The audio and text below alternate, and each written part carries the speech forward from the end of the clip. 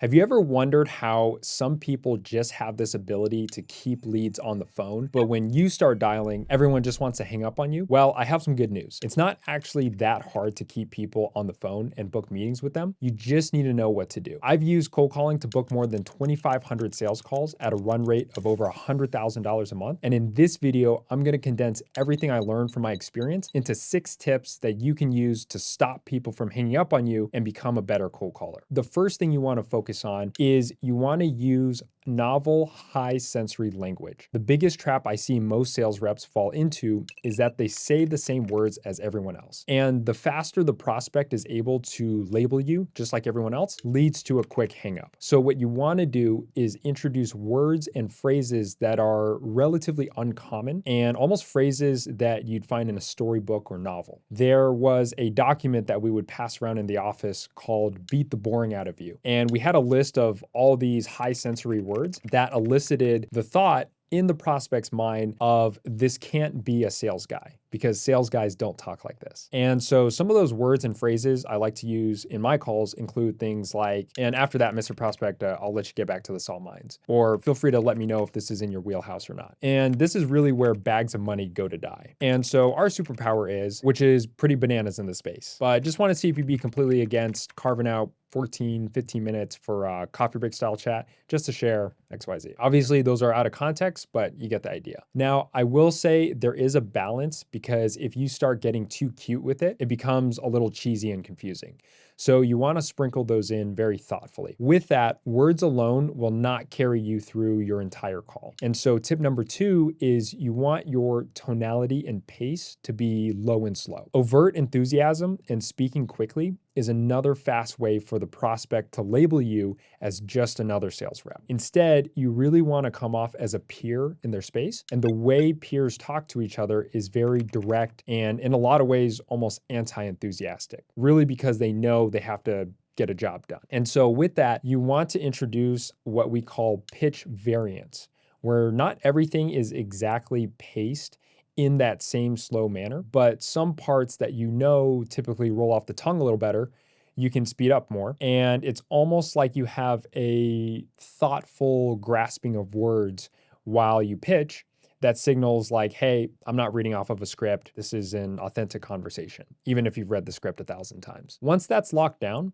the very next thing that leads to a ton of quick hangups is reps not pronouncing or enunciating words clearly. And so one of the most frustrating things at the beginning of the call is when you say, hey, this is Micah from Farmers Co. And they say, who? Where are you from? Yeah. This is Micah from the Farmers Co. Who? Right? Who?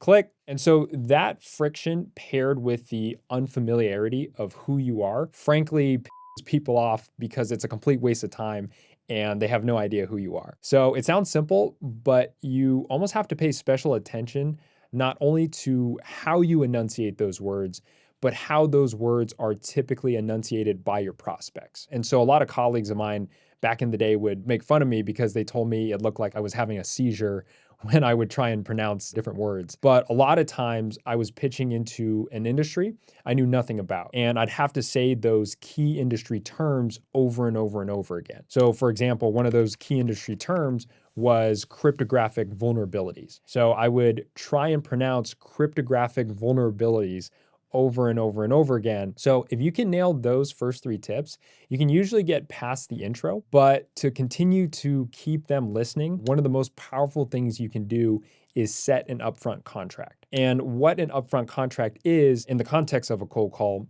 is you want to give them the sense of autonomy that it's okay to cut you off at any point. The mistake here is to bulldoze your way through the entire pitch or conversation, because then at that point, they can sense that you're just trying to get to your objective and it might not even matter what they say, so it's just easier to hang up. So an upfront contract at the beginning of your call can sound something like, sweet, well, I'll go ahead and give you the 10-second thumbnail, Mr. Prospect, and feel free to cut me off at any point if it's completely outside of your swim lane. So now, as you're going through the pitch, they now have the confidence without feeling rude to cut you off. And I can't tell you how many prospects have told me, hey, I'm gonna go ahead and cut you off here, which is a great thing because now they'll probably either disqualify themselves or potentially have an objection to open up the dialogue even further. Even still, the prospect might feel uncomfortable interjecting as you're talking. So the next tip is to leverage pauses throughout your pitch. And so pausing accomplishes three things,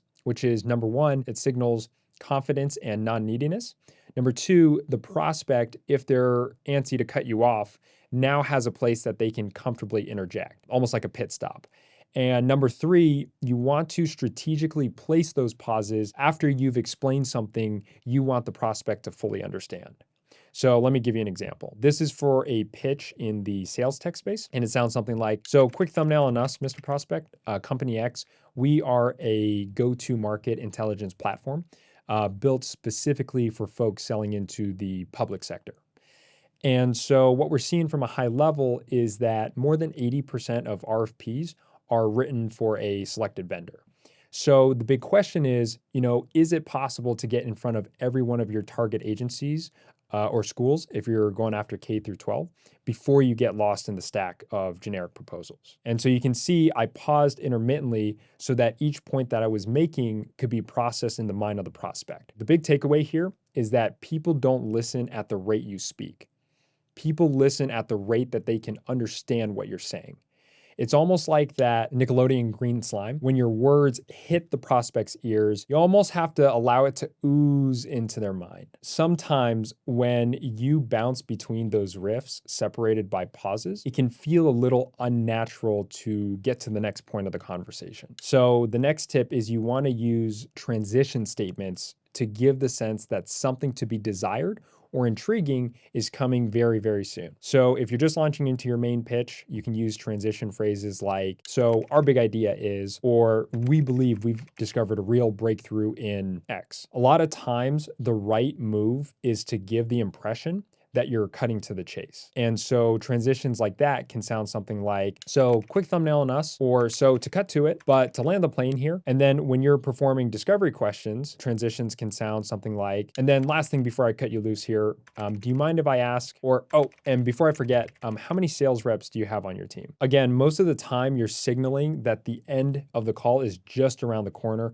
and that buys you another 15 to 20 seconds. And for my final piece of advice, I would highly recommend you check out the video popping up on the screen to watch me actually go through the full process of cold calling live and make real dials in real time to make my first sale. It's a longer one, but if you're trying to break into cold calling as a sales rep or a business owner, there's no better way to learn and understand this than by watching someone do it. So we'll see you over there.